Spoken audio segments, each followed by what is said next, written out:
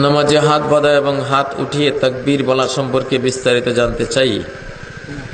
হাত বাঁধা এবং হাত উঠিয়ে তাকবীর বলা, এগুলি কিছু জিনিস আছে। হাত বাঁধা, হাত বাঁধার ক্ষেত্রে তিনটি হাদিস দেখি। একটি হলো নাভির নিচে, একটি নাভির উপরে, একটা বুকের উপরে। নাভির নিচের হাদিসটি ইমাম বাইহাকি বর্ণনা করেছেন, উনি দঈফ বলেছেন, দুর্বল। হযরত আলী থেকে, আলীর ছাত্ররা বর্ণনা করেছেন, আলী রাদিয়াল্লাহু তাআলা আনহুর ছাত্ররা, যে আলী রাদিয়াল্লাহু তাআলা আনহু নাভির নিচে হাত বাঁধতেন। এটি নবীজির সাথে সম্পৃক্ত নয়, হাদিসটি হযরত আলীর সাথে। তাই বাইহাকি বলেছেন হাদিসটি দুর্বল। তার থেকে সবল হলো নাভির উপরে হাত বেঁধেছেন, এটা হযরত আলী থেকে এই আমলটা হাসান পর্যায়ের সহিহ।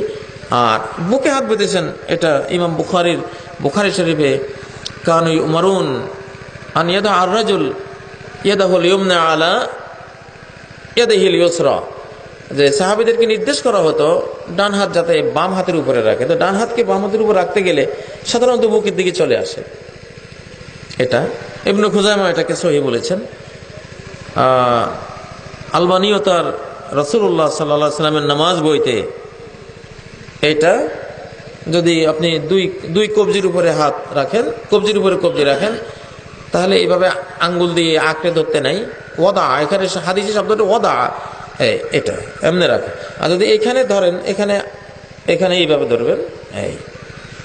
এই দুটো পদ্ধতিকে সহিহ বলা হয়েছে। হানাফি মাযহাবের বা যে কোনো মাযহাবের ভাইরা আমল করতে পারে, যেহেতু এটা সহিহ হাদিস ফাহুয়া মাযহাবি। হাদিস সহিহ হলে এটাই ইমামের মাযহাব, এটাই হানাফি মাযহাব, এটাই শাফিঈ মাযহাব, এটাই মালিকি, এটাই হাম্বলি, এটাই সবকিছু সহিহ হাদিস।